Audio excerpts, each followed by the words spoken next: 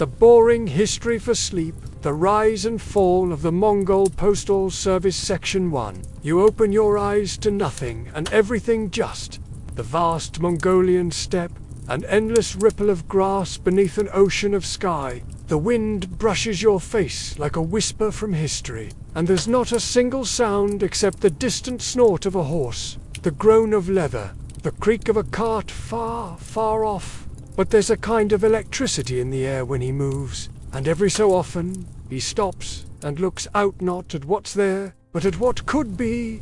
He already knows the battles will come. What he wants to build is what holds them together after the fighting is done. He is thinking, always thinking, and what he's thinking about isn't just conquest. It's movement, it's messages. Armies can't function if their limbs don't talk to the brain, so he sends riders, then he sets up simple posts. Little more than a tent or a campfire at first, placed a day's ride apart. Then he makes sure the riders have fresh horses, then food, then backup, then rules. But watch closely. Amid the chaos of conquest, he's planting seeds, little decisions. Messenger units embedded in his armies, couriers who travel faster than the main force, spreading commands like wildfire. They don't just carry messages, they carry control. Tightens the slack. He notices how long riders can go before fatigue dulls their memory. He notices which horses hold up best in which terrain. Each time you see someone carrying a scroll, a knot of cloth, a verbal order, you begin to understand.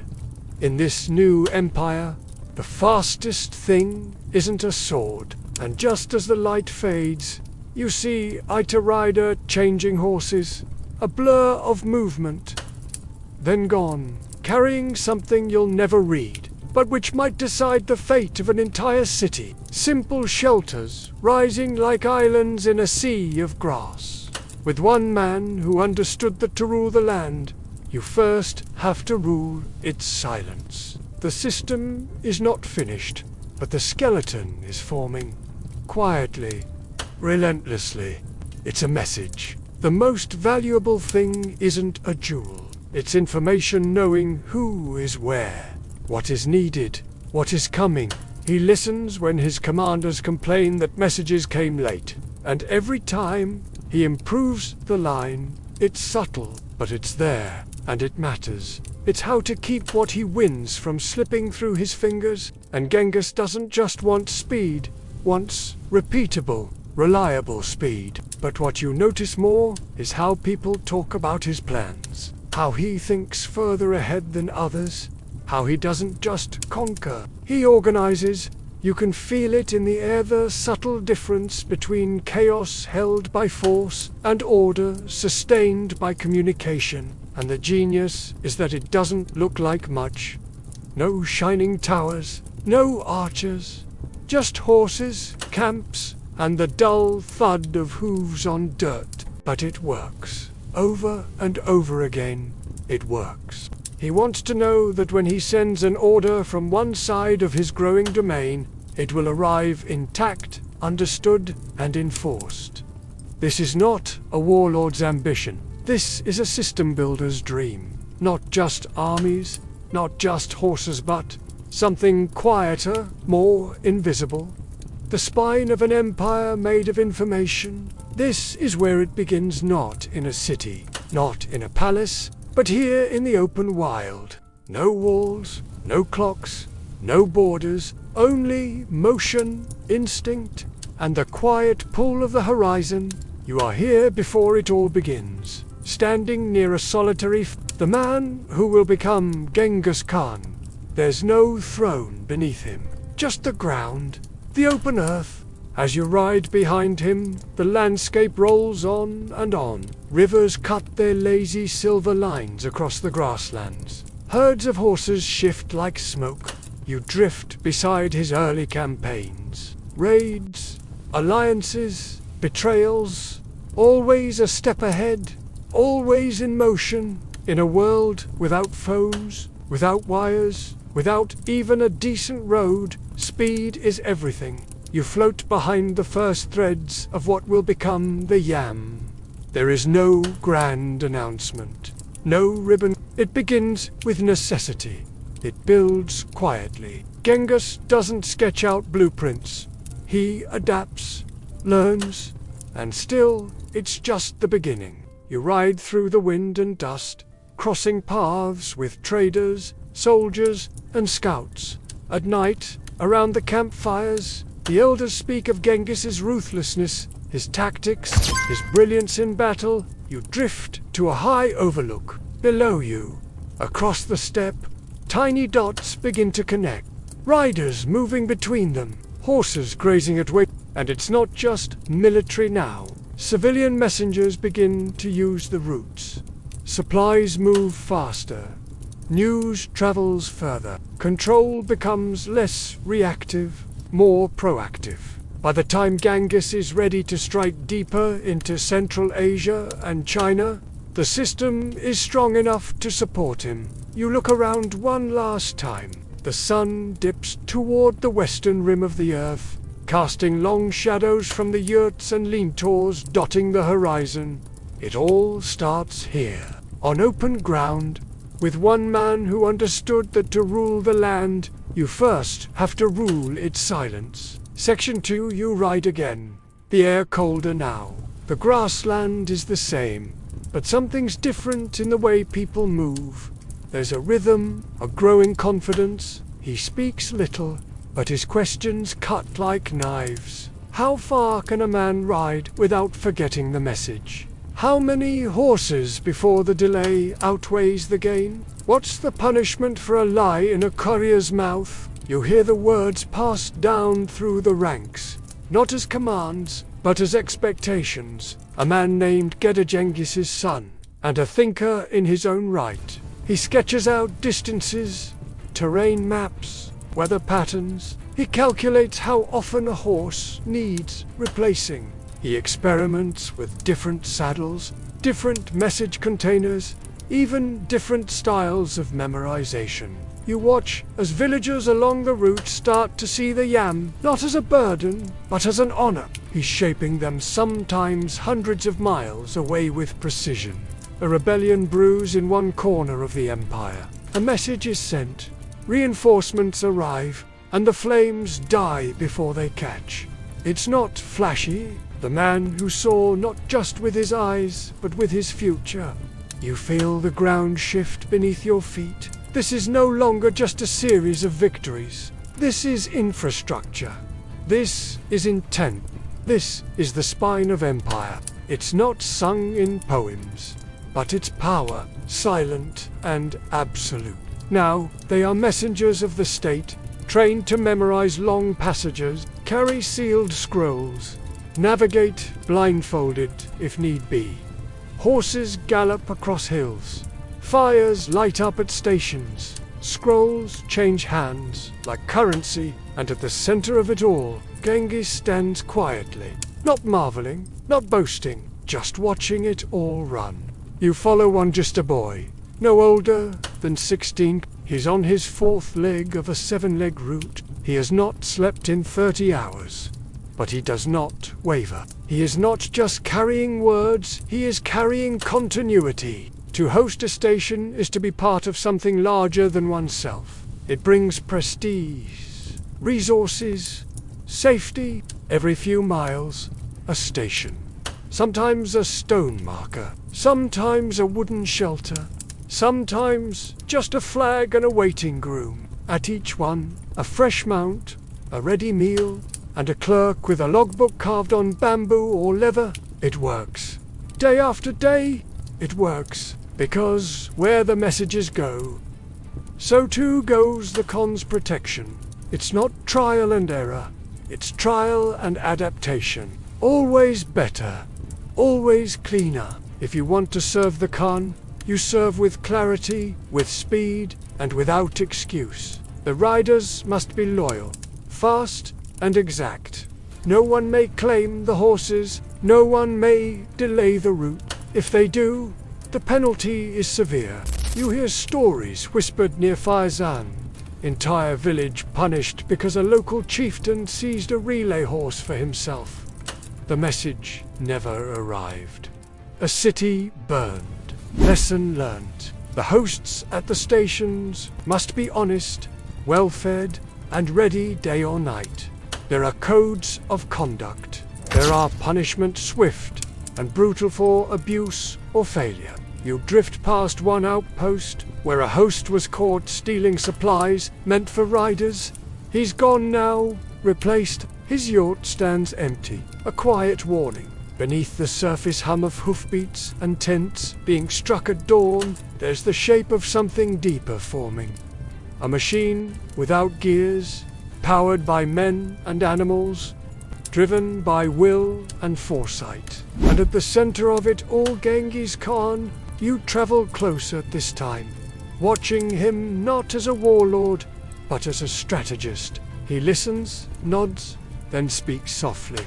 It will not matter if they do not hear our orders in time. He begins assigning his most trusted men to build and guard the system. The Yam, they call it. It means checkpoint or station, a simple word for a massive idea. You picture it like a string of invisible pearls stretched across the steppes. Each one, a place where a rider can rest, refuel, and ride again. No one argues. They've seen it. Entire battles turn on whether a rider arrived or didn't. The message is as sharp as the sword, and twice as fast when delivered right. You begin to notice how often he talks about movement. Not just armies, not just trade caravans, but ideas. They live on horseback, in motion, fed by the herds they carry. And that mobility is sacred. But Genghis knows it's not enough. The bigger his empire grows, the more it stretches. And what stretches snaps unless something holds it together. His thoughts stretch across space like threads, pulling people into alignment. He does not see land as something to hoard. He sees it as something to connect. The Mongol army is mobile, by design. No supply trains, no fortresses. You sit in on one of his war councils. Maps drawn on hide, rivers, roads, distant cities. The generals talk tactics, so he turns his mind fully to it. Not as a side project, not as an afterthought. You follow one of the early architects of this system. But it's not just horses and maps, it's trust. Genghis sets rules. No one, not even the wealthiest noble, may interfere with a messenger's passage. And yet, there's discipline in the system, not terror. As the structure tightens, so does the sense of control. Genghis is no longer just reacting to events. You drift along one stretch of the Yam, from Karakoram eastward, the sun rising behind you. And so, the legend grows not just of Genghis, the conqueror, but Genghis the builder. The riders, too, are changing. No longer just scouts or soldiers. You look back over the steppe. What once seemed infinite and blank is now threaded with motion. Horses gallop across hills, fires light up at stations, scrolls change hands like currency. And at the center of it all, Genghis stands quietly, not marveling, not boasting, just watching it all run. Section 3, the Yam begins.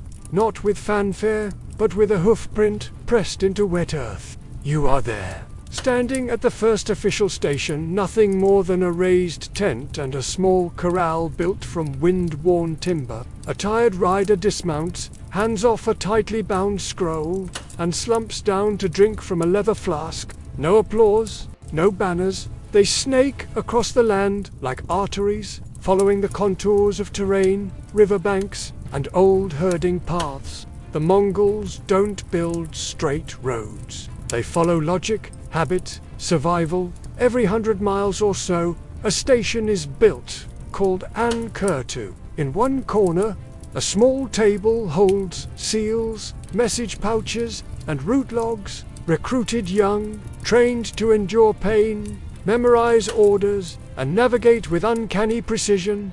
You follow them through windstorms, across frozen rivers, through starlit plains, where wolves howl in the distance. You sit with a rider one evening, the fire crackling low. New stations spring up across the Gobi, into the Tian Shan foothills, along the Amnu Darya, deeper into the forests of Siberia. By now, it is more than a mail route. It is a living, breathing network. Some stations have blacksmiths. Some have inns. The bigger ones have armories. Others, deep in dangerous territory, are guarded by Mongol patrols. Religious leaders are granted passage. So are scholars. Occasionally, even entertainers or healers ride the routes under imperial protection. To ride, it is to be part of its heartbeat. And that heartbeat is steady, relentless, and faster than anything the world has seen before. They carry token small plaques, called paisa-stamped, with the Khan's authority. Anyone who bears one must be given food, shelter, and fresh horses. Abuse of the paisa system is rare. But when it happens, the penalties are legend. He's no soldier, no noble, but he tells you of how he once carried a message that saved a city from siege, how a warning from the Khan arrived just in time because of him. By the end of Genghis's reign, tens of thousands of horses are dedicated to the system. Thousands of stations stretch from Manchuria to the Caspian Sea. The whole thing seems impossible until you see it in motion. Then it seems inevitable. Now there are trade licenses, tax instructions, weather reports, crop assessments, royal decrees, prisoner records. The Mongol bureaucracy, once simple and nomadic, begins to grow sophisticated. You float over the scribes, hunched in their tents, dipping brushes in ink, copying orders onto scrolls of silk, paper, or thin leather. Their script is tidy, purposeful, like the system it serves. He says it quietly, without boast, but his hands tremble slightly, not with fear, but with memory. There's no ceremony when they succeed, just another ride. But when they fail, the consequences are swift. The Hosta gaunt man with careful hands records every arrival and departure with marks on a scroll of birth. Riders who abandon their routes face lashes, exile, or worse. Station hosts who mistreat messengers can be executed. But just as often, failure is met with repair. You witness a broken Linka bridge, collapsed after a flood. Within days, the Khan's engineers arrive, repairing the span with logs and rope, restoring the flow like blood through a reopened vein. He barely glances at you. Riders come, riders go. He is the still point in a spinning wheel. The responsibility to supply it food, fodder, fresh mounts falls to local communities, but the empire compensates them with grain, protection, and privilege. In a world where tribute often feels like robbery, the yam feels like a contract. Where the animals walk, the riders follow. Where there's grass, there are horses. Where there are horses, there are messengers. Just the sound of a groom leading the next horse into place. Another man takes the scroll. Another rider mounts. Within minutes, the message is back in motion. This is the essence of the yam. It never stops. You walk along the edges of the first official route. At first, the network is small route, linking military encampments and trade centers, designed to move critical intelligence. You drift with one of the early relay riders, his face wrapped in cloth to fight the sting of dust. He rides for hours, the scroll tied to his chest, head down, eyes locked on the path ahead. When he sees the smoke from the next station, he spurs the horse faster, already reaching for the release. Not as he rides in. There's no conversation, just exchange and go. By Genghis Khan's decree, the entire empire is now obligated to support this system. You step inside an early, its simple wooden frame, felt lining, a fire pit, and a few straw-filled sleeping mats. The riders, or yamchi, are a breed apart. Discipline holds the system together. And yet, it's not just discipline, there's pride, too. The yam expands, section by section, and still the messages flow. Not just military orders anymore. You're surprised, then, to find the network has room for more than just state business. And so, the yam becomes something more than just infrastructure. To interrupt the yam is to defy the empire. You trace its growth like vines creeping across a wall. The great Khan does not live to see its final form, but he sets it in motion. And once in motion, it refuses to stop. Section 4, you rise before the sun, standing in the pre-dawn quiet of a relay station nestled against a rocky ridge. The fire has gone to embers, and the grooms are moving silently through the chill, brushing down horses, tightening saddles. As you walk, you feel the hard-packed earth worn smooth by hooves. You see racks of feed bins, harnesses hanging neatly, bundles of fuel stacked for quick fires. The rider may rest, or if urgency demands, another rider takes the message and pushes forward. This means a dispatch from Karakoram can travel hundreds of kilometers in a day twice, or 3 times faster than any other system in the known world. Everything here has one purpose: to keep the rider moving, felt-lined and low to the ground, to resist the wind. In the mountains, they're built from stacked stone, food storage, message chests. Their best defense is their Pazer metal badge bearing the Khan's seal. It commands respect, and usually compliance. You notice that most villagers along the route are careful to step aside when a courier rides through. No one wants to be accused of interference. And spare gear, the original heads north toward the Karayatish Basin. The copy veers south toward Samarkand. One decision, no ceremony. Some are verbal. You pass a broken station.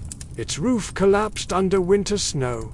The feed bins empty. A man, a horse, a message, a stop, and then the rhythm begins again.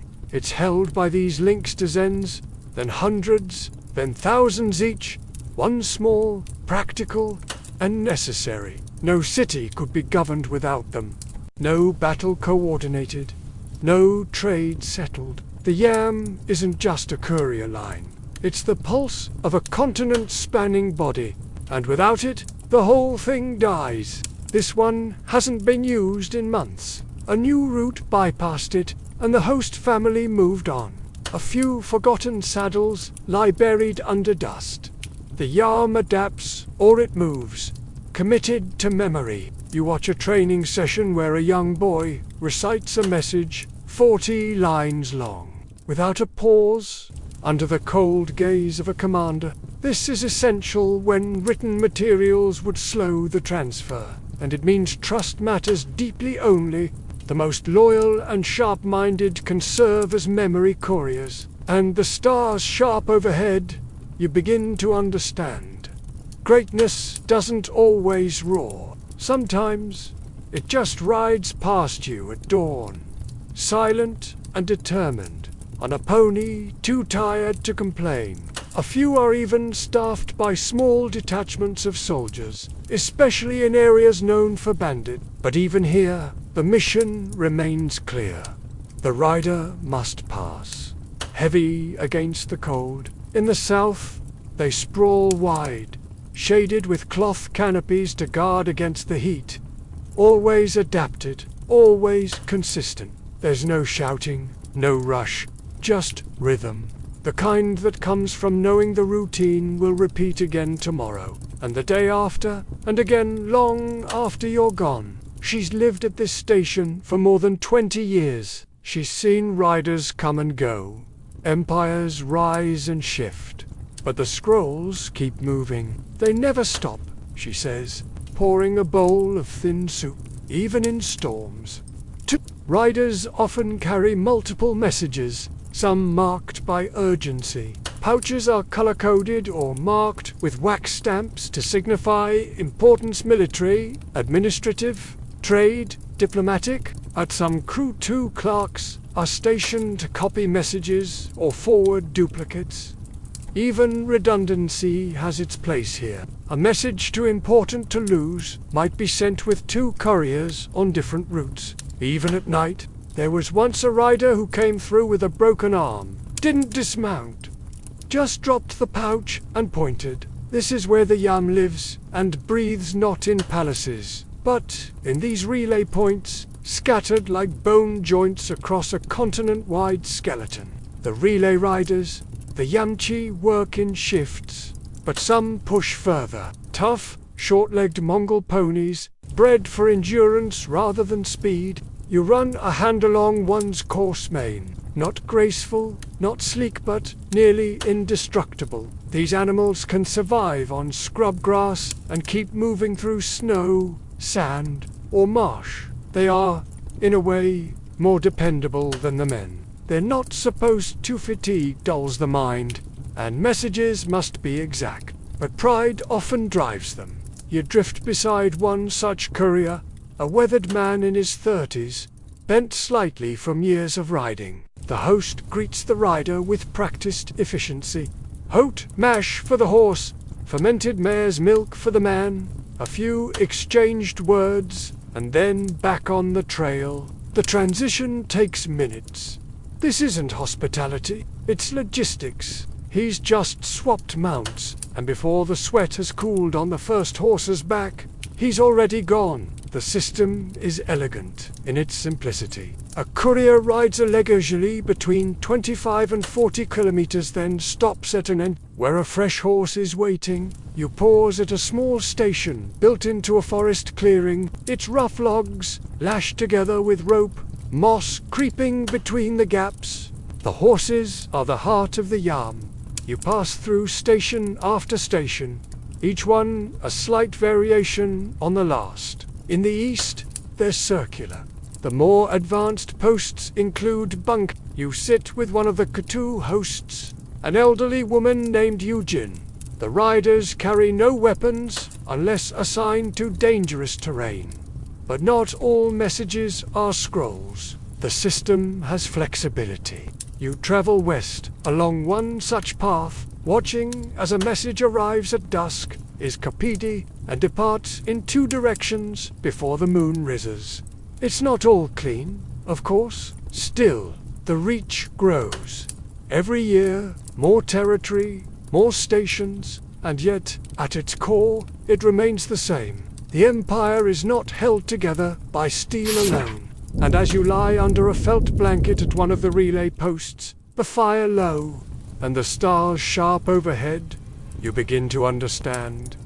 Greatness doesn't always roar. 5 sometimes. Light slants through, some say exile. In major centers like Karakoram and Komberlik, master scribes are assigned to oversee message integrity. Some come wrapped in cloth, others knotted into ropes with coded patterns, useful for messengers who don't read. The Mongols adapt message formats to fit the terrain sometimes, even resorting to carved sticks or knots like Kipu. The priority is not uniformity, it's clarity. They train their apprentices in calligraphy, formal phrasing, and document preservation.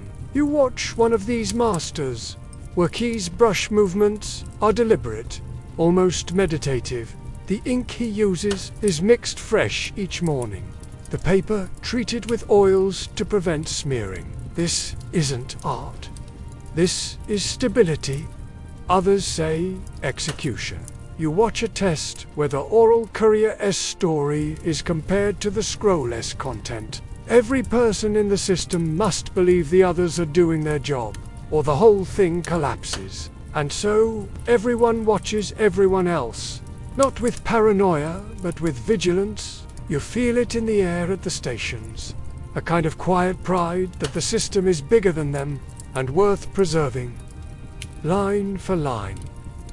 If it hadn't, the man would be reassigned to livestock duty. Again, no debate, just quiet consequences, but most don't want to find out. A courier arrives, wind-burned and hoarse, scroll held tightly.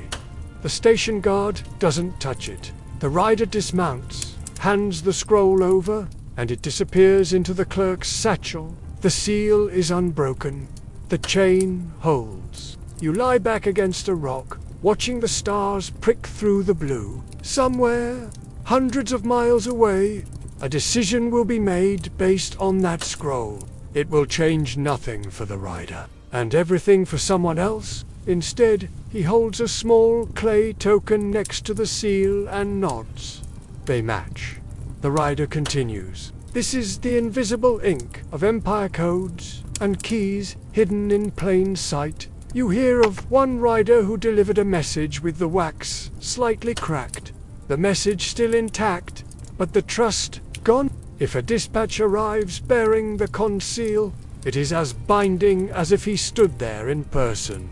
Their leader carries a heavy metal plate engraved in square script and bearing a stylized falcon, one of the great Khan's personal emblems. Wherever they ride, station hosts stand, bow, and deliver without question. This isn't just protocol, it's protection. Says it was given to him by a superior. The judges don't raise their voices. They don't need to. The man is stripped of his pazer, exiled from the system. The message is clear. Break the line and you're out. No redemption.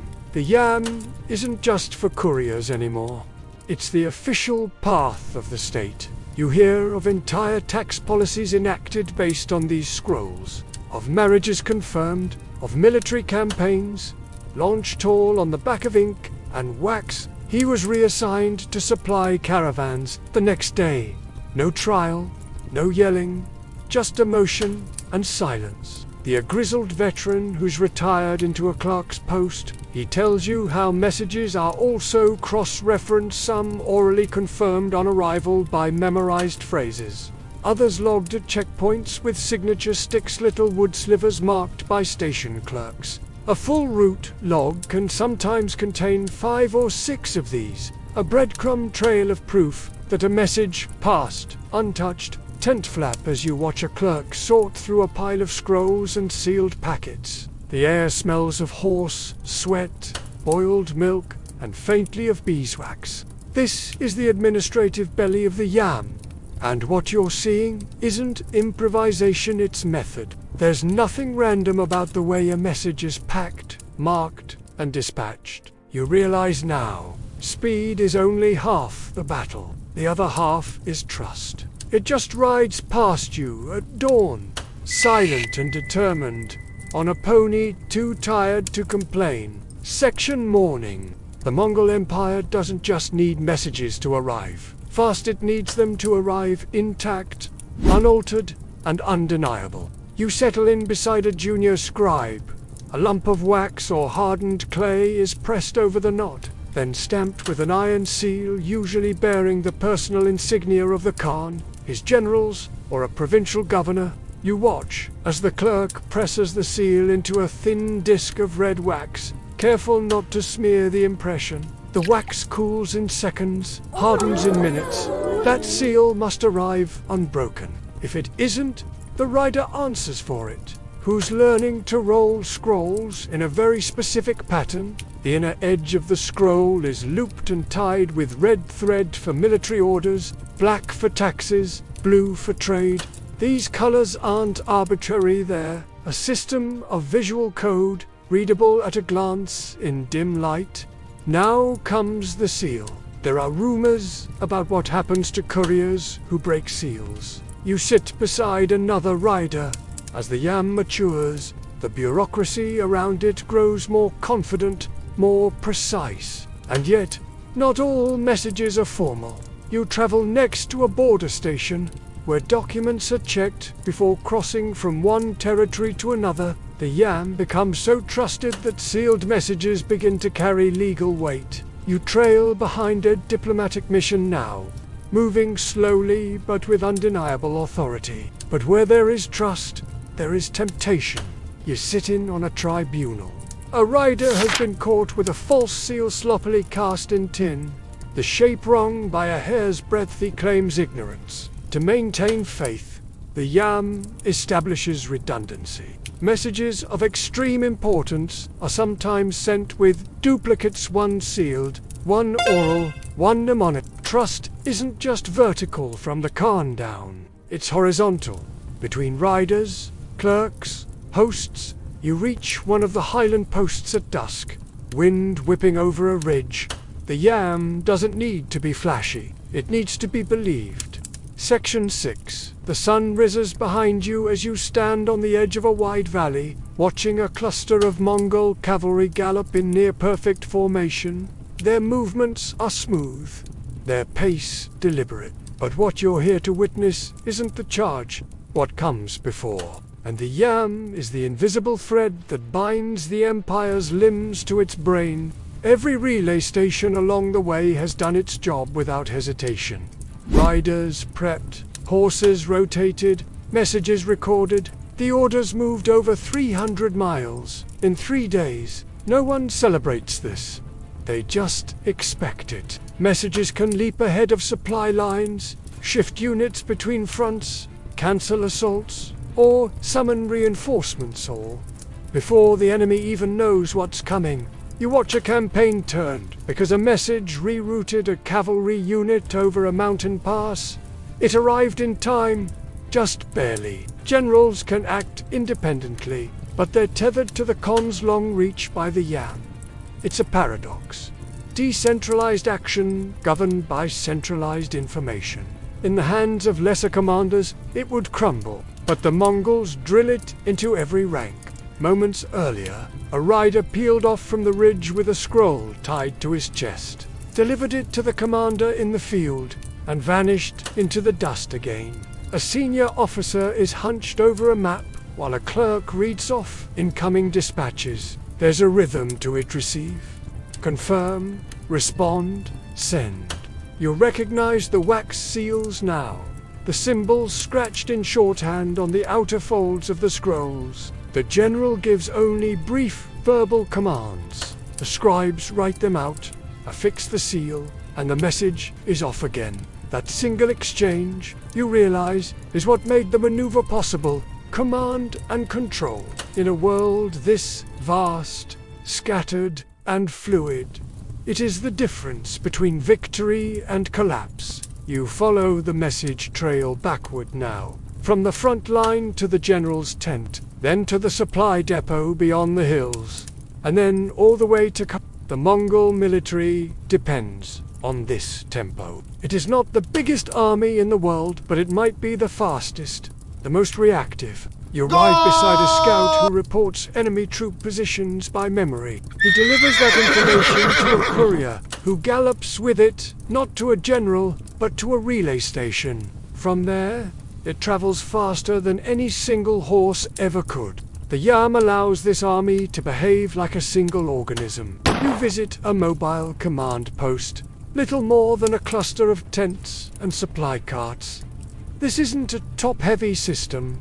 Authority is distributed, but tightly coordinated. You move now with a supply caravan, slow, methodical, its destination shifting mid-route because of a yam dispatch. The oxen pull at a crawl, but the planning moves quickly. You overhear one merchant mutter, "It's like the Khan sees with 10 eyes." And in a way, he does. One jokes that he's just a horse that talks. But when they speak of the worst moments, the message that didn't arrive in time, the relay point that had been burned, you hear a different tone. These are not just messengers. They are part of the machine, and they know what happens when it sputters. The Khan, misinformed, had nearly called off the siege of a city in the Hindu Kush. Some froze in saddles, some were buried in landslides. But the system continued, not through replacement alone, but because the yam was bigger than any rider. But a last-minute courier, galloping 4 days through storms, brought news that changed the order. The power of a message arriving exactly when it needed to. The quiet victory of a system that allowed a vast and scattered army to move like one. The siege resumed. The city fell. History turned. Just a horse, a rider, a sealed scroll, and an empire that listened. The yam is his vision, moving faster than any spy, more reliable than rumor, You witnessed one being set up outside a city under siege. To delay one of these messages is unthinkable. You ask how often they go astray. The officer stares at you. Not once, he says. Not unless the world ends. Riders loop back every hour, carrying updates to the rear. The siege lines shift in response. Supplies are allocated with near-clinical precision. And you understand, the yam doesn't end where the battlefield begins. It enters it in cities under Mongol control.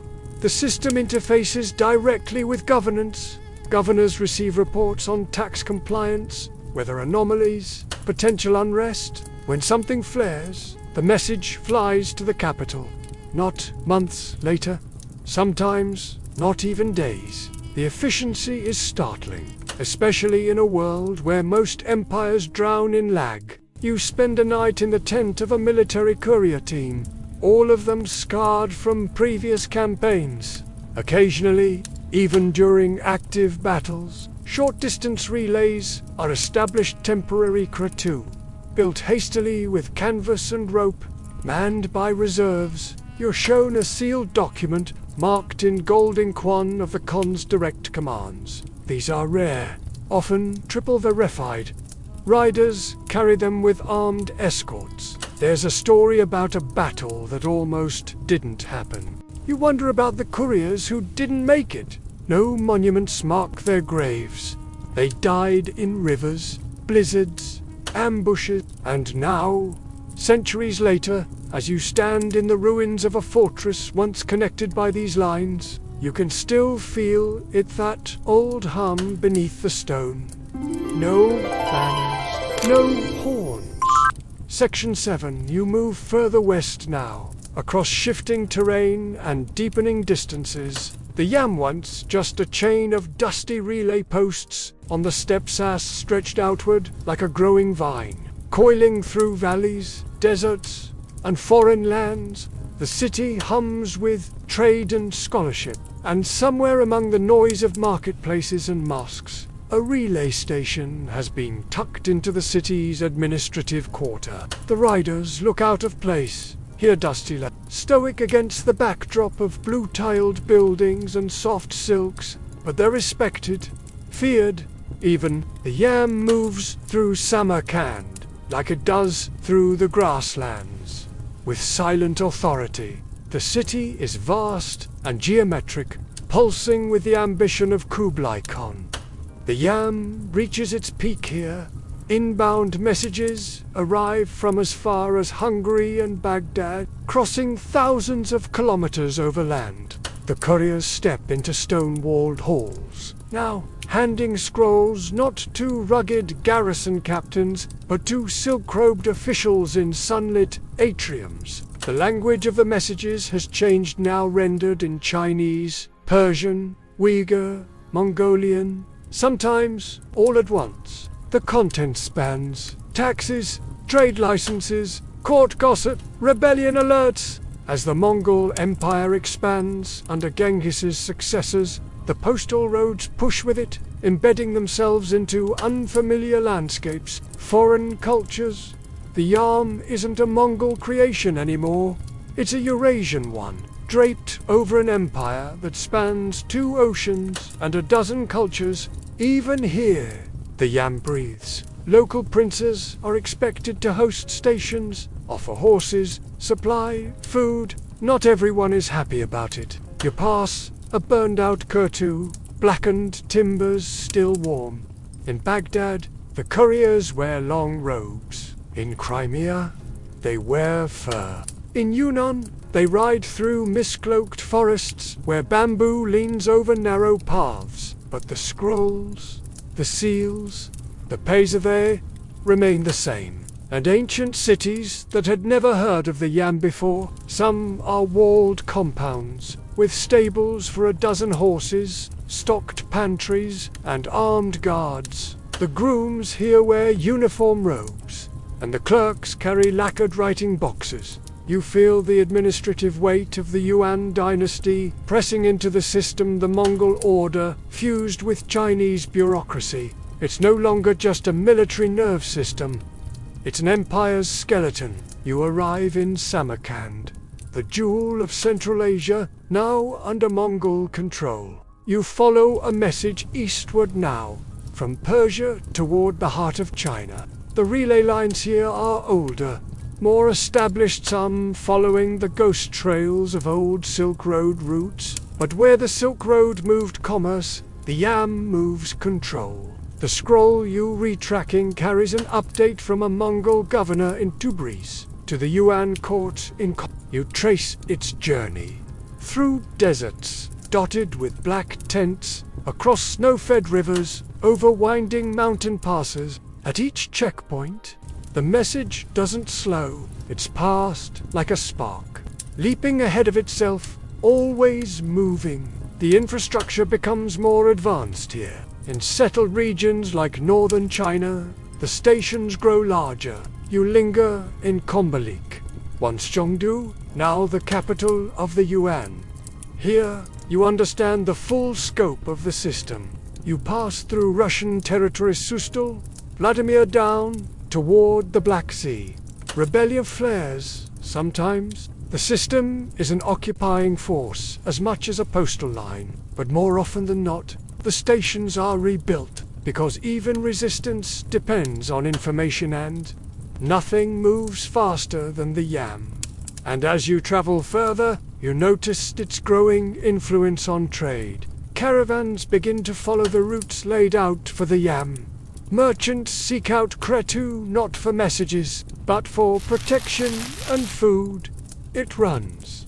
Either they don't speak the same language, but the system brought them to the same fire. You realize then, this isn't just a postal network. It's an empire of contact, of accidental meetings, of human drift. Each message moves with intent, but the system creates countless unintended consequences, ideas, habits, even friendships. You see boxes of spices, bolts of silk, barrels of ink, and crates of medicinal herbs changing hands at the larger stations.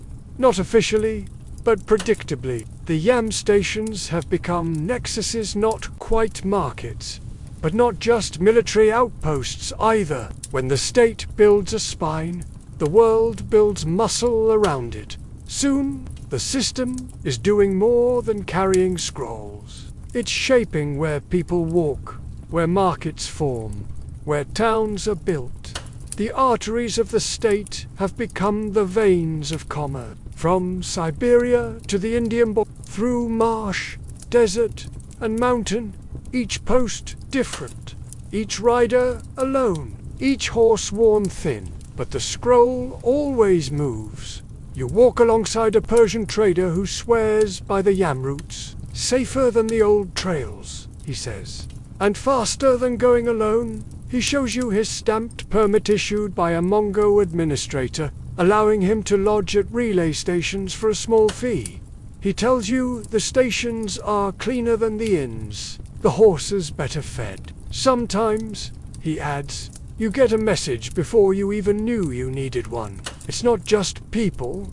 You stop one night at a highland Katu near the Kazakh plateau. A Buddhist monk, a Persian scribe, and a Mongol courier share a meal. And still, from the Crimea to the Yellow Sea, and the Empire watches, listens, and acts because its messengers reach further than its armies ever could. Section 8. Dusk settles on the plains as you ride beside a merchant caravan crossing into central Mongolia. Their wagons creak, piled with textiles and dried fruit. But their pace is steady, not because they're fast, but because they're confident.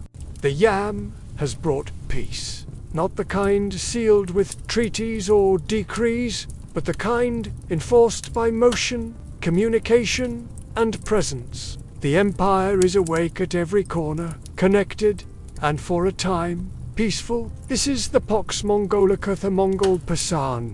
You're floating inside its quiet machinery. Trade flourishes now in ways unimaginable just a generation before. Because the Yam doesn't only move commands, it moves trust. Later, you meet Persian astronomers on their way to the Yuan court. They've brought scrolls, lenses, and complex tools loaded in neat boxes onto a mule train. They're traveling under official protection, and their papers bear the Khan's seal. New badges are heavier, harder to forge. Some are split into half, kept by the messenger, half by the recipient. Others are inscribed with personal names and routes, checked at major relay posts. The Yam is a river of information, but it's also a security risk. The more vital it becomes, the more vulnerable it is. Goods, ideas, and travelers follow the same paths as messages, drawn to the security of a network that works. It's labeled in Persian script, but beneath it is a smaller Chinese annotation. Inside is a lump of lapis lazuli and a thin sliver of jade-traded gifts, not messages. They're being sent not for value, but for display. The Empire, you understand, has begun to trade with itself. Using the Yam as a gallery of its own diversity, you stop at a station east of Baccarat, where a local official shows you a ledger not of military orders, but of merchant permits, transits, toll exemptions. They don't go for the goods. They go for the message. Pouch, a sealed document with the right information is worth more than gold. You hear of incidents where stolen scrolls were used to mislead entire garrisons. It's rare, but it happens. They're recorded in 4 scripts, stamped with at least 3 different seals.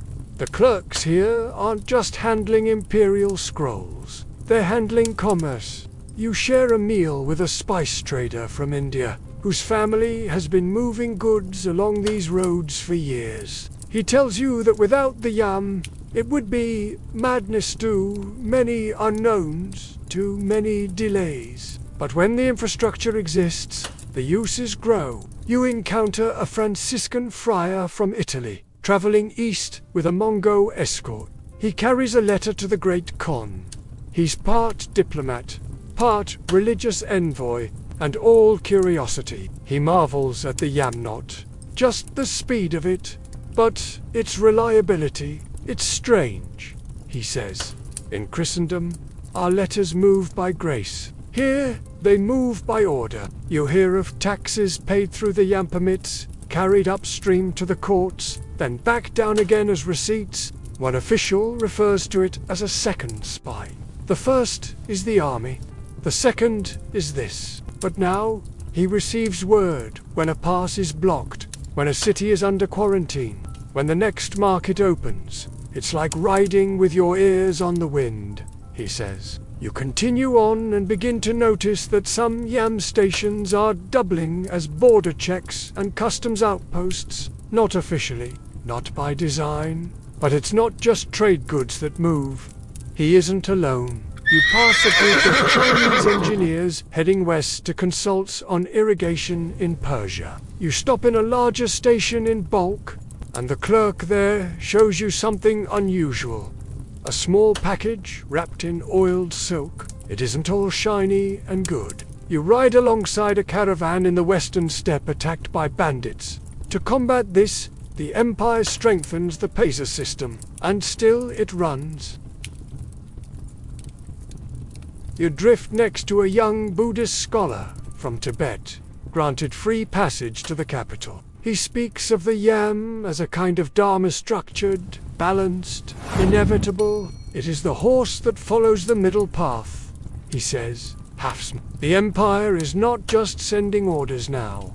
It is gathering data, observing itself, becoming self-aware, but you feel something else. Too, a quiet urgency. The messages are faster, the riders more driven. No one speaks the same language fully, but everyone shares food. One of the traders pulls out a rough map hand-drawn, lines crisscrossing from sea to sea. He points to the roads, the stations, the borders crossed in silence. This, he says, tapping the page, this is the safest road in the world.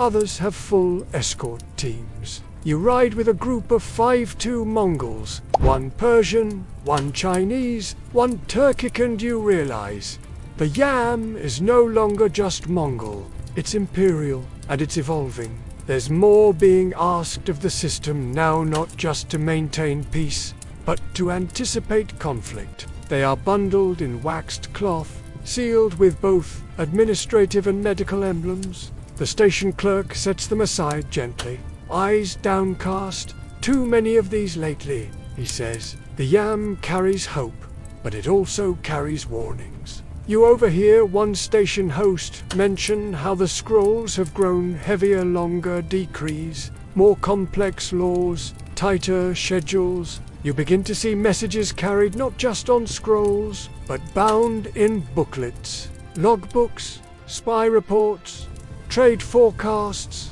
At one eastern station, a rider arrives carrying medical samples and powders from a plague-struck village. And now, even the riders change. More of them are multilingual. Some have apprentices riding behind them, learning the routes. At night, in a station near Kashgar, you sit with a group of traders, clerks, and riders, and for now, it is Section 9. You find yourself walking beside a man with ink-stained fingers and eyes full of wonder. He's European, though his boots are caked in steppe dust, and his hat is a local make, a concession to the brutal sun. His name is Giovanni de Piandel Carpini, a Franciscan friar sent east by the Pope himself. He carries with him not only religious hopes, but a kind of mission report, a detailed account of what he sees, meant for kings and bishops back home. And what he sees most clearly, what astonishes him daily, is the Yam. You ride with him for days, and he never stops taking notes. At each relay station, he measures distances, times rider changes, quizzes the hosts. He marvels that the horses are ready before the riders arrive. He watches scrolls handed off like sacred relics. It is a wonder, he murmurs more than once, how swiftly news flies in this heathen land. And he's not the only one. You step into the boots of another traveler, William of Rubric, another Franciscan, curious, meticulous, and slightly less awed. He, too, moves through the Yam, documenting the stations, the food, the climate, and the way even he, a foreigner, is treated with clinical efficiency by the relay clerks. His messages home are full of cautious admiration. They are not like us, he writes, but they are astonishing in their systems. You pass envoys from the Byzantine court, Russian emissaries, Phoenician traders. All of them encounter the Yam as something alien, but impressive, an organized pulse in an otherwise unpredictable world. Many of them receive special Pesa badges to move freely, granted by the Great Khan or his representatives. These tokens become coveted, then imitated, then counterfeited. Soon, the Yam must upgrade again. The foreign visitors describe the Yam with reverence. Its scale defies the memory of crumbling Roman roads and medieval courier systems riddled with bribes and delays. A message moving from one end of Europe to the other might take months if it arrived at all. But here, from the Caspian to the Pacific, messages arrive with frightening consistency. You sit in a Persian merchant tent, watching as a German cartographer carefully sketches an updated map of Asia. He marks not just rivers and mountains, but Yam stations. He draws them as dots, evenly spaced, crisscrossing empires. You ask why? He shrugs. If a thing stays put, I map it. If it moves quickly, I map how. You follow the messages they send home. Some are dry reports, others are gushing. A few describe the couriers themselves. Thin, silent, tireless, with eyes that seem always to look past the horizon. A few travelers try to keep pace with them, none succeed. Even Marco Polo, the most famous of all, speaks of the Yam with admiration bordering on it. He writes of thousands of horses, of guarded posts every 25 miles, of riders who can move faster than birds. Some of his details are inflated perhaps, even imagined, but the essence is true. He saw a system that worked better than anything in Europe, and he wanted the West to know. You drift beside a caravan that includes a few Mongol envoys on their way to Constantinople. They speak Turkish, Persian, Mongolian.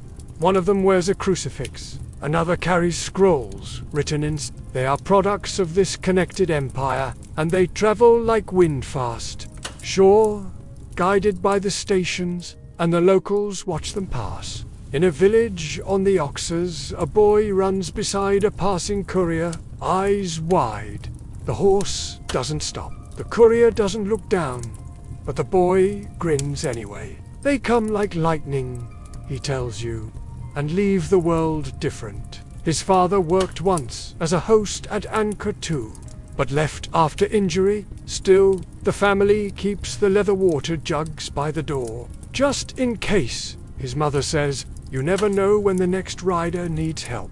You reach a point where the yam crosses into foreign territory, not yet fully absorbed by the empire. Here, the relay system is tenuous, built with permission, not control. Even here, the system holds. Treaties have been signed. Local rulers have been bribed or coerced. The relay stations, while smaller, still function. You see Chinese couriers moving through Turkic lands, Persian scribes operating inside Slavic forests. This isn't just power, it's diplomacy on horseback, but admiration sometimes shades into fear. You overhear a Genoese ambassador whisper that the yam could be used to invade faster than any army in Europe could respond. They can strike, he says, before we know we've been struck. It's not just mail. In other words, it's mobility. It's latency reduced to zero. And perhaps that's what most unsettles the West, because in their minds, barbarians shouldn't have structure. Nomads shouldn't have schedules. Yet, here it is. A nation of tents, managing a better post system than any cathedral-bound kingdom ever devised. You return briefly to one of the main arteries of the yam, watching foreign travelers ride beside Mongol officials. Everyone guided by the same invisible contract. Speed, clarity, precision. No one speaks of it. They just participate. And maybe that's the greatest testament, that strangers, sworn enemies, and wandering friars alike begin to trust the system, not because they understand it, but because it works. Section 10. The horizon turns a bruised purple as you follow a lone rider through a cold dusk. His horse moves at a steady lope, ribs visible, breath steaming.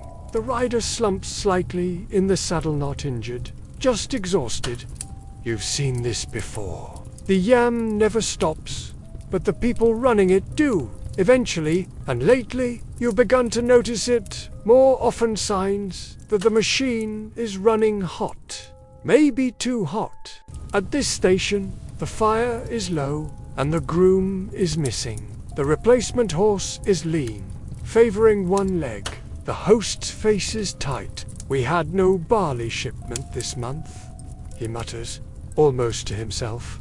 The next one was robbed before reaching us. He doesn't ask questions. When the rider passes through, just nods and records the time. You feel the tension in the air, like a tent rope pulled to taut. These are the ghost riders. Not literally spectral, but they might as well be pale, hollow-eyed men who push too far, skip rest, take extra shifts. Some do it out of duty, others out of desperation. A few have families to support, and the relay wages, once decent, have become stagnant. You speak to a rider who hasn't seen his children in months. He shrugs. If I stop, someone else takes the saddle. Might as well be me. You begin to see patterned stations operating with reduced staff, fewer horses per post, worn-out gear.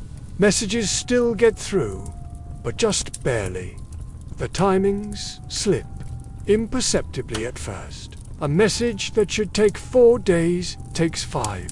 A report arrives missing a signature. Nothing major. Yet, you walk through a station whose roof leaks rainwater onto the storage chest. Inside, scrolls are wrapped in oiled cloth, but the damage shows. A few seals are soft, warped. The clerk, younger than most, clearly doesn't understand the weight of what he's handling.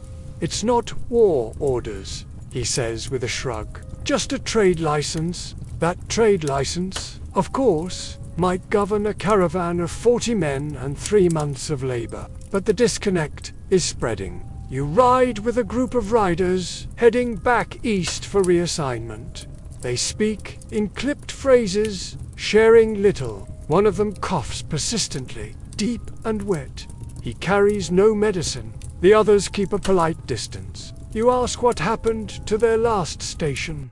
Burned, one says, by locals. Something about taxes. He doesn't elaborate. The yam has begun to sag under its own weight. As the empire stretches thinner, so do the resources. Funding is still allocated, but slower. Supply caravans, once predictable, now go missing or arrive late. The response from the central administration is to write more rules, issue more orders, but those, too, must travel by courier, and sometimes the orders contradict. You sit with an aging station host who's been managing his post for 30 years. He shows you his ledgers. Pages once tidy, now stained and crammed with marginalia. They doubled our range, he tells you. Cut our supplies. We're now covering 2 stations' territory. He smiles wryly. Efficiency. But not all the decay is material. Some is moral. You hear of riders who rent out their horses for side travel, or use empty saddlebags to carry black market goods. One courier was caught ferrying stolen jewelry in a scroll tube. Another forged a pezza to smuggle contraband across provincial borders. Not widespread, but enough that the rumors now ride faster than the horses. At one post, a senior clerk keeps a locked trunk beneath his sleeping mat. Inside are 2 sets of seals. One official, one imitation. You don't ask questions. Neither does anyone else. As long as the messages arrive and the scrolls are sealed, few seem to care how it happens. You visit a relay outside Tobry's, once pristine, now pocked with mud and neglect. The riders there move without urgency, taking long breaks. One complains openly. Why rush? They won't notice. He's probably right. The central court has become bloated, distant. The Khan's voice, once instant, now arrives, dulled by repetition. And yet, even now, the yam functions. It limps. It wheezes, but it moves.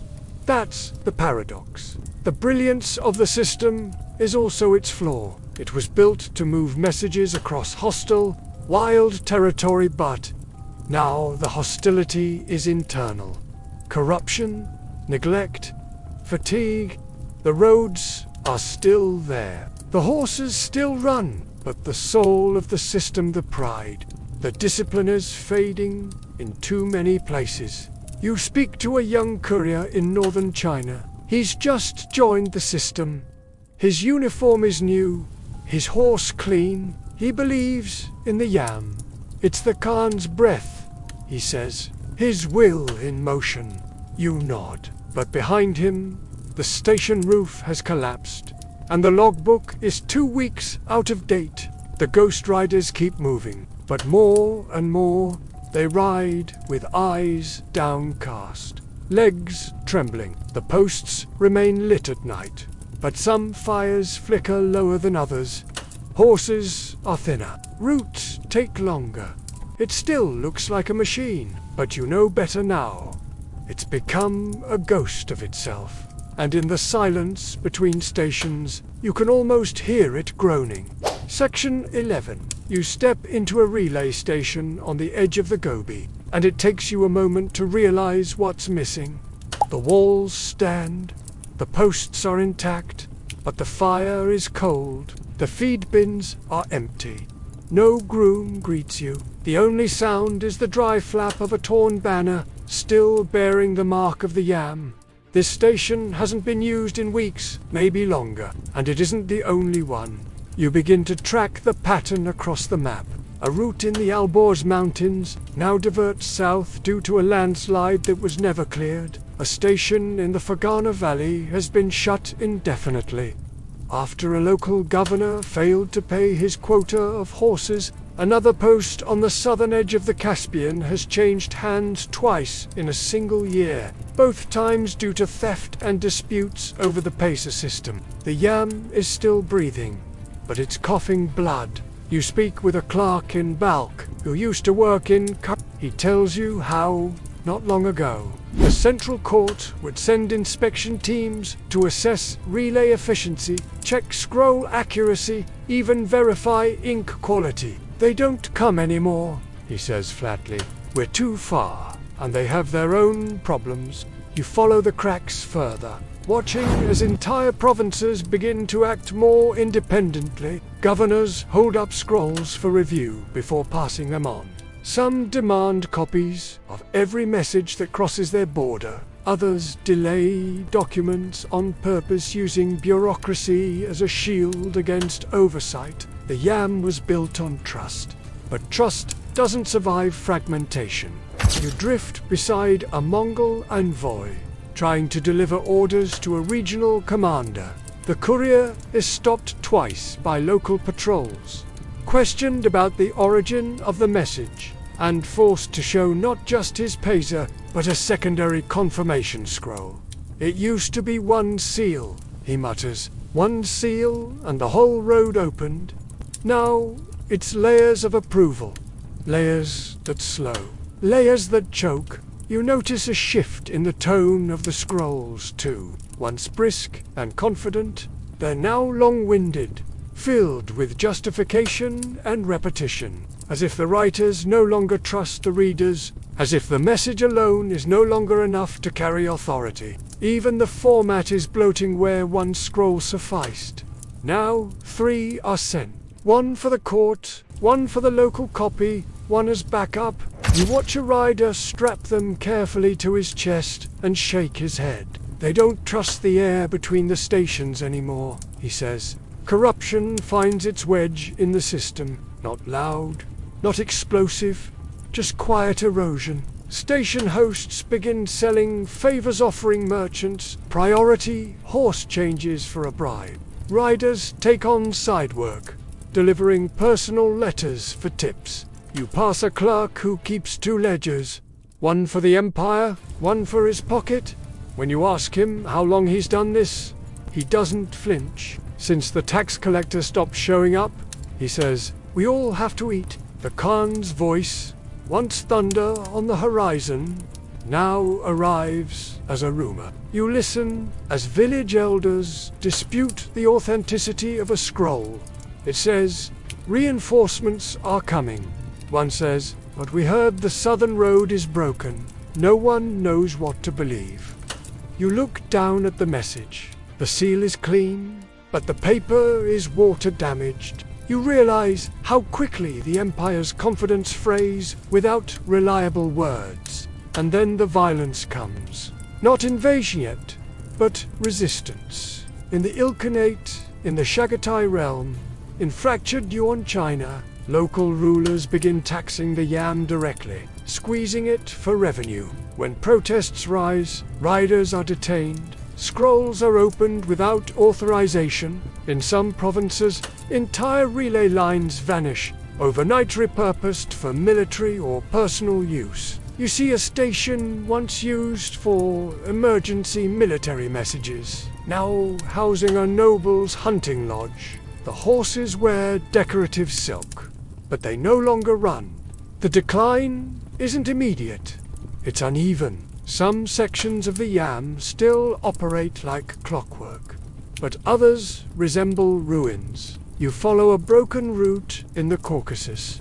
Now nothing more than sun-bleached paths and collapsed markers. A shepherd walks part of it, not knowing it once carried royal decree. And amid all this, a strange desperation enters the system. Riders are instructed to take detours around collapsed stations. Some are given alternative scrolls, with similar but not identical orders, in case one is lost. You hear of a governor in eastern China who sent 5 duplicate messages by 5 separate routes. Only one arrived. He never learned what happened to the others.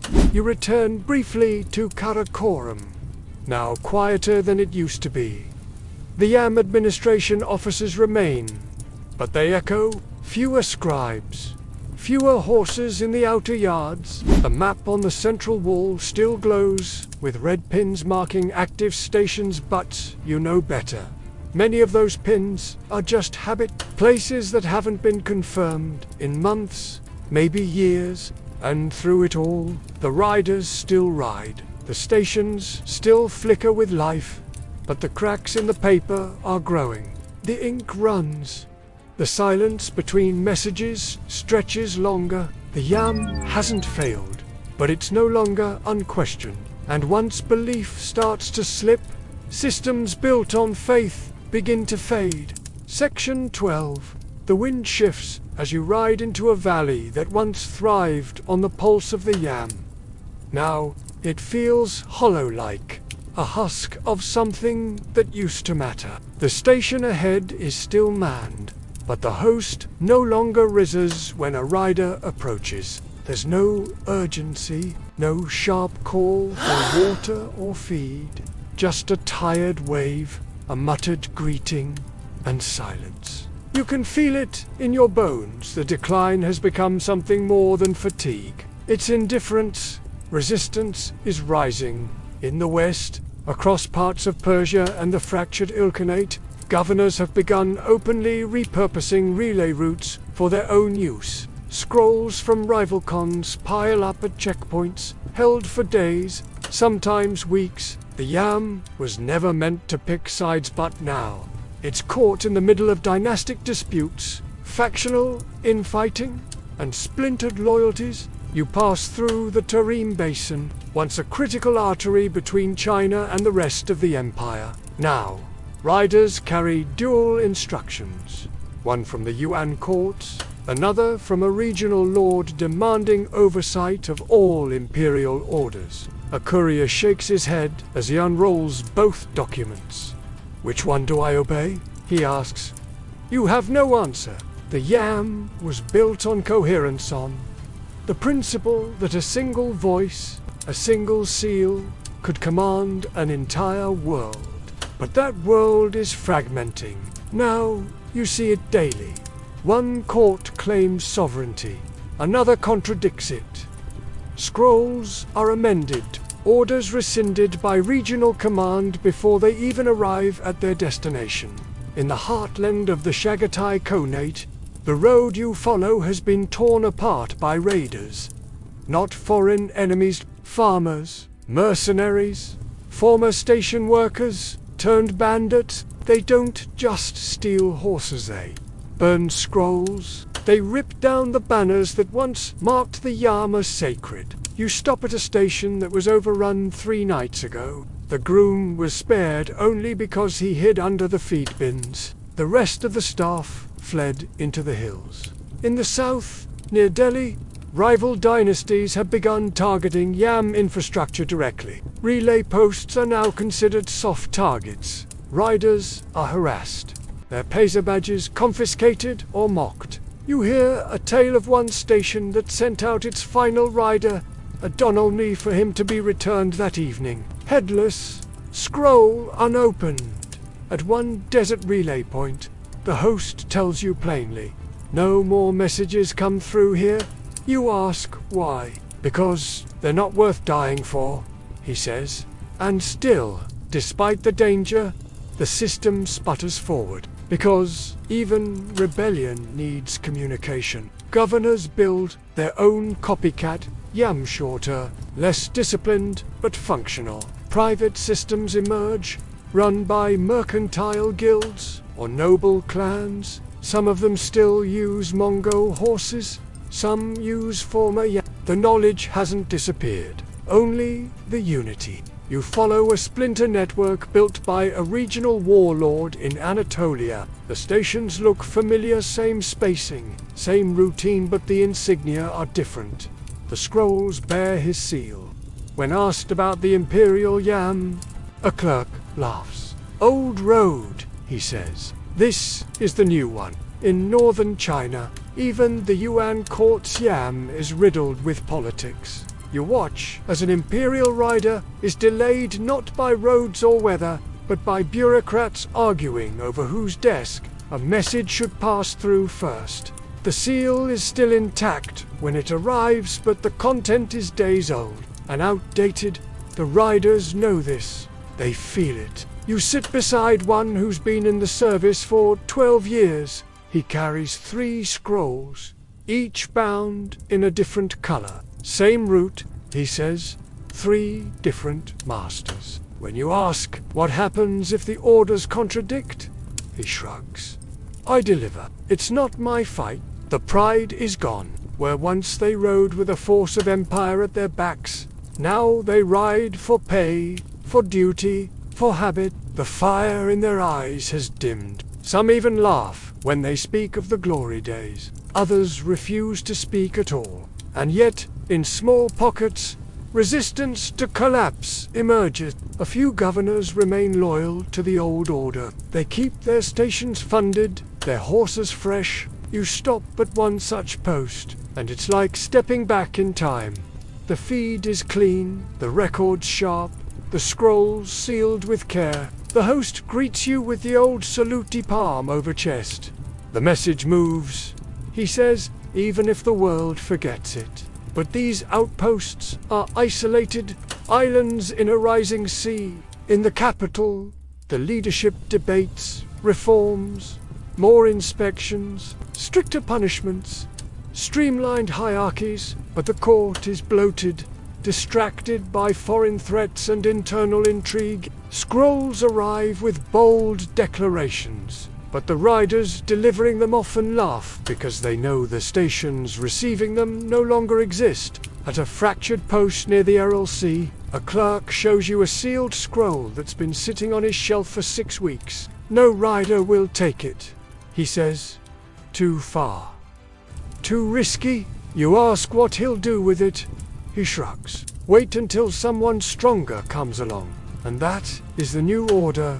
Wait, watch, survive. The M has not fallen, but it has become reactive, not proactive. A once mighty web now limping along a few surviving strands. You ride under stars that once watched over a living system. Now they shine on ruins, on riders who no longer believe, on hosts who fear their own neighbors, on messages that mean less with every mile they travel. Section 13. The wind that once carried the sounds of hooves now carries only dust. You stand on a hill overlooking what was once a relay outpost near the Sierra Daria. The fences have collapsed, the corral lies empty, and the post's flagpole leans broken at the shoulder. Somewhere inside the shell of the old station, a half-rotted saddle rests on the floor beside a mold-stained ledger. The yam didn't die all at once, but here you can feel its silence. You walk the length of a broken route, a road that once stitched east to west in clean arcs of purpose. Now it's broken, interrupted by washed-out bridges, raised towns, and checkpoints manned by soldiers from factions you can no longer identify. At one such crossing, a rider pleads to pass. His pazer is intact, but the commander sneers. That badge holds no weight here, he says, and sends the man away on foot. Collapse doesn't look like fire and chaos. It looks like delay, like confusion, like repetition with no answer. You follow a scroll that was meant for a court. It travels 3 days out, is rejected at a station with no clerk, then returns. It's handed off again a week later, makes it 1 station further, then returns once more, this time unopened, dusty, brittle. Messages now circle like vultures, with no place to land. And the Empire knows it. You see it in their faces. In Karakoram, the message halls still operate, but the scribes have grown slower. The ink, once clean, now smudges. The orders come with footnotes, apologies, clarifications, amendments. You read one that begins with a military decree, ends with a personal plea. If the road south is impassable, send word by sea. Or failing that, by prayer, you return to a northern post you visited long ago. Back then, the horses were strong, the riders lean and eager. Now, the stable is filled with goats. The station has become a farm. The old station host waves as you pass, not unkind, but detached. We wait for nothing now, he says. And that is easier. You drift southward through towns where yam markers have been torn down and replaced with local sigil symbols of new powers, Some still use pieces of the old system. The spacing, the infrastructure, even the terminology. But they aren't the yam. They're fragments, imitations playing at authority, disconnected from the web that once bound them. The couriers have scattered. Some sell their skills to mercenary bands. Others retire, living off modest pensions, if they're lucky. You meet one former Yamchi, working as a guide in Kaska, bitter and sun-worn. He used to carry messages for the Khan himself. Now he carries baggage. The letters meant something, he mutters, until no one listened anymore. And yet, there are still riders. You see them, now and then, cutting lonely figures on shrinking paths. They ride out of habit, out of stubbornness. At a post in the west, a courier arrives with a scroll he's carried for 12 days. The clerk opens it, reads it silently, and nods. This order was cancelled last month, he says. The rider doesn't react, just takes water and sits down, staring at the fire. You pass through one of the final intact east-west arteries, one of the last functioning yam corridors linking China to the edge of Central Asia. Even here, it's tenuous. The stations are garrisoned. Messages are inspected before and after transit. Every scroll bears two seals now. One imperial, one regional. Mistrust rides beside every horse. At night, you lie beneath fraying tents beside riders who no longer speak of the future. They speak of other trades, of family lands, of safe towns to retire in. The yam, they say, has become a relic, something people respect out of nostalgia, not function. You sit with a scholar who once helped design the route map. He pulls out a faded chart, hundreds of stations, marked in red. Most are now crossed out. We thought it would last forever, he says. But forever only lasts until people stop believing, and the final silence begins in pockets. A station that skipped for a day, then 3, then a week. A scroll that's never delivered, but no one notices. A rider who never returns. Eventually, the gap grows too wide, the line breaks, and the silence becomes permanent. One day, a station receives no messages, none the next day either. The riders wait, but nothing comes. After a week, the clerk stops recording. After 2, the horses are sold. The 3rd week, the fire isn't lit, and the station becomes something else. Home, a ruin, a memory. You return to the edge of the steppe where it all began. You stand on the same hill where Genghis once looked out and imagined a connected world. The wind is the same.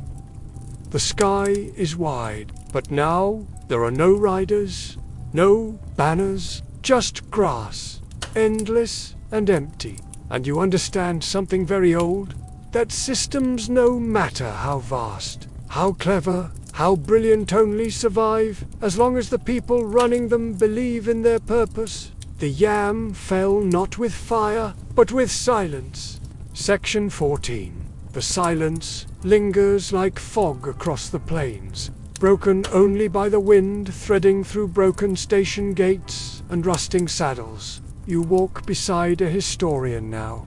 Many years after the yam has faded from active memory, he dusts off old maps, traces paths long erased by erosion and war, and shakes his head. They say the Mongols had no culture, he mutters, but this.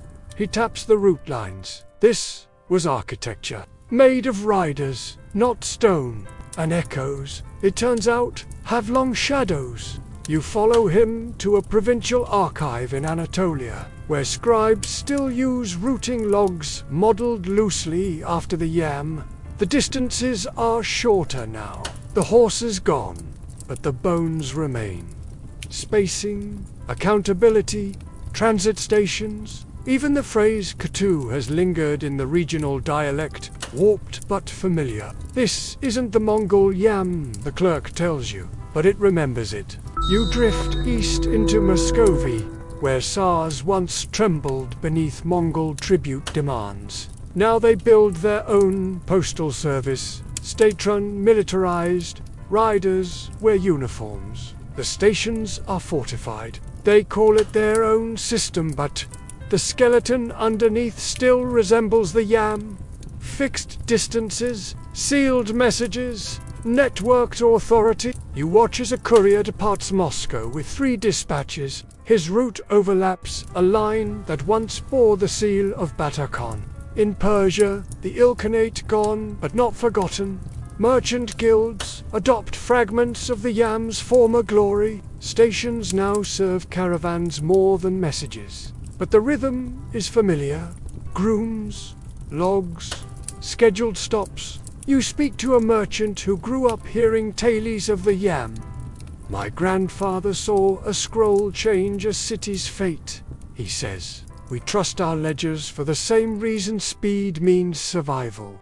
Even in the Middle East, where Mongol influence ebbed quickly after the fall of the Elkhoney, pieces of the system resurface. A Mamluk administrator in Cairo, tasked with coordinating distant forts, implements a simplified post relay after hearing of Mongol methods. It lacks the elegance of the yam, but it moves orders 10 times faster than before. Word spreads. In the West, the idea germinates slowly. Marco Polo's accounts of the Mongol postal system find an audience. So do the writings of Rubric and Karpin. European courts, skeptical at first, begin to experiment with royal couriers, relay networks, coded permissions. You watch as French king's test rider shifts every 20 kilometers borrowed, knowingly or not, from the old yam model. The seed has taken root. Centuries pass. And then, in the new world, a new name, the Pony Express. You stand beside its early developers, poring over records of Mongol relay systems. They openly cite their inspiration. Riders, relay posts, sealed documents, stations every 10 miles. We're not inventing it, one engineer admits. We're rediscovering it. You smile at the symmetry, that across continents and centuries, in a land Genghis never dreamed of, his ghost rides again. But the most enduring echo is, you see it in modern logistics, in the basic principle of a relay. Don't carry one thing too far, just carry it fast and pass it on. The Mongols didn't have engines. They didn't have railways or telegraphs, but they understood throughput, latency, and trust. Lessons that still hum under the skin of every functioning delivery network. You walk with a Turkish postal official examining old caravan routes. He shows you how some modern roads mirror ancient yam lines. They knew the land, he says, knew how to keep a man moving. Later, he points to a weathered stone, barely legible. The inscription is Mongolian. The symbol above it, unmistakable. An early Payser, we still carry permits. He says, stamped, not engraved, but the idea is older than any of us.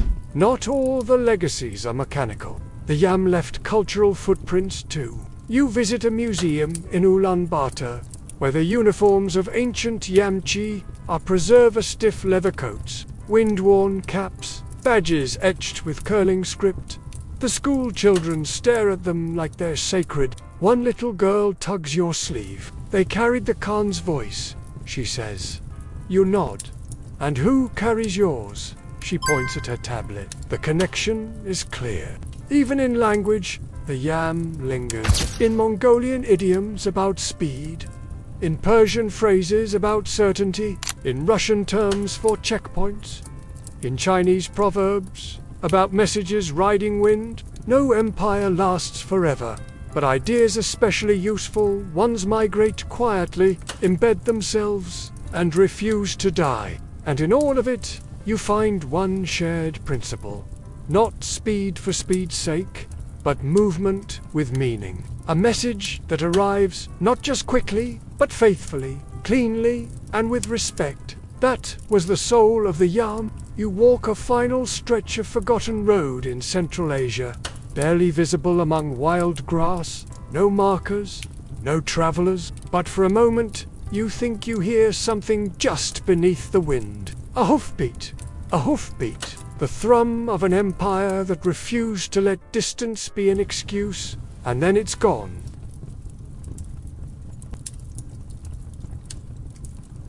Section 15. The wind is colder now. It carries with it not the urgency of a rider in full gallop, nor the soft hum of messages in motion, but the slower breath of time slipping over old ground. You're walking through the dust of memory, the fading outline of a relay route near. There's no sign left, not a post, not a wall, but somehow you know where the station once stood. It's in the rhythm of the land, in the way the grass parts, in the way your boots land a little too evenly, as though retracing forgotten hoof. You bend down, running your hand through the coarser, a splinter of shaped wood, barely the size of your thumb, emerges perhaps a fragment of a marker post, or maybe nothing at all. But here, everything feels like it might have been something, because the yam left no grand monuments. It didn't need them. The empire it served was motion. Its memorial is the absence where it once moved. You follow the old line westward again, as if the story could somehow be retold by walking it backward. The posts that were, the riders who passed, the messages carried through flood and fire, through rebellion and ice. It's quiet now, too quiet. You pass a herd of wild horses grazing near a hollow where a station might have been. They don't spook. They've forgotten the system that once pressed them into service. Or maybe they remember in their bones, in the instinct to run when asked, to move when told. Every so often, you find the bones of the yam not human, not tragic, just structural. A rusted hinge, a flat stone worn by repetitive human hands, a piece of iron harness. At a low ravine, you find a dugout. It might have been a fire pit, might have been a message chest, buried for protection and never retrieved. You don't dig it up. The past doesn't need rescuing, it needs remembering. And so you keep walking. You pass shepherds who've never heard the word yam. You speak to a trader who swears he can feel the ghosts of the old system when he rides certain routes. You sit with a boy whose grandfather once claimed to have found an intact scroll case in the riverbank. He never opened it. Said some things aren't meant for curious hands. Said some things still carry weight, even after the words have faded. Night falls on a stretch of the steppe that feels unchanged in 1,000 years. The stars wheel above you in familiar silence. This, you realize, is the same sky the Yamchi rode beneath. Same chill, same wind. Same thread of silence, stretching from one life to another. You lie back and listen for hooves that will never come. And still, you almost expect them.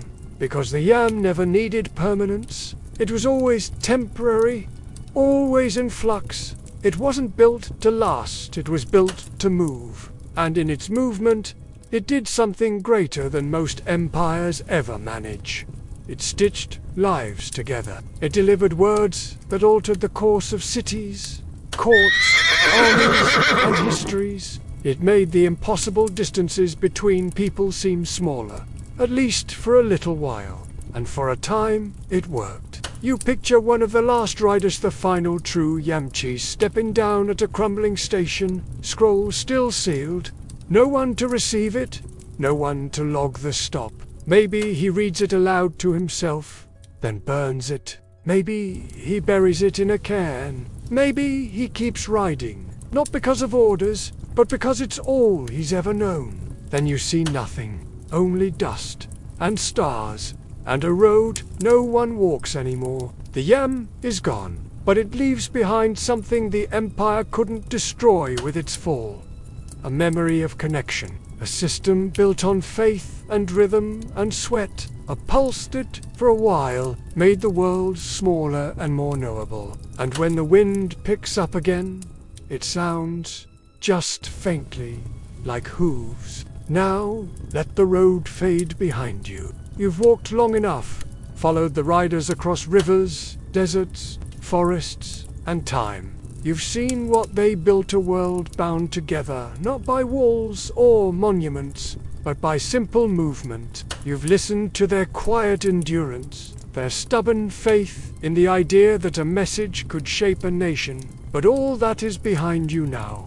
Close your eyes. Let the hum of hooves dissolve into the soft rhythm of your own breath. Let the names Karakoram, Samarkand, Komberlik melt away into the dark, leaving only stillness. The stations are quiet. The scrolls have all been read. The horses have gone home. Now imagine you're lying beneath a wool blanket in one of those ancient stations. Fire crackling low, walls muffling the wind.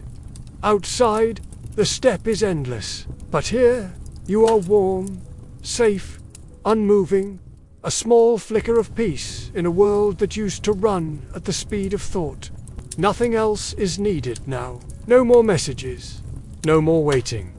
The last light dims, the past goes quiet, and still something in the dark listens just in case the road stirs again.